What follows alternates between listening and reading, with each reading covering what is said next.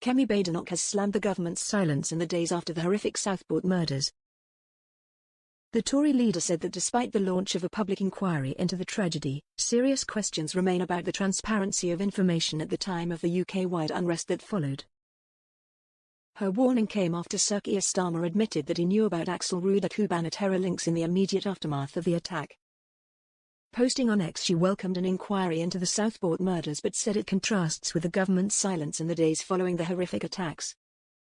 She added, "There remain serious questions about the transparency of government information at the time of the unrest that followed these horrific killings." Jonathan Hall, the independent reviewer of terrorism legislation, has warned about the government leaving an information gap in serious cases such as this. "So I'm pleased the government has announced an inquiry into the Southport murderer. There were clearly multiple state failings and it must never happen again. But, when the Conservatives were trying to toughen the Prevent Anti-Extremism programme, Starmer and Cooper were running for office on manifestos worried about Prevent alienating communities. Sir Keir was forced to deny a cover-up, insisting that he could not make the information public at the time because it would have prejudiced the killers, Axel Ruda trial. Yes, I knew the details as they were emerging. That is the usual practice in a case such as this," he said during a press conference. "But you know and I know that it would not have been right to disclose those details." He added, "The law of this country forbade me or anyone else from disclosing details sooner." Nigel Farage, the Reform UK leader, said, "The Prime Minister is once again hiding behind the contempt of court argument.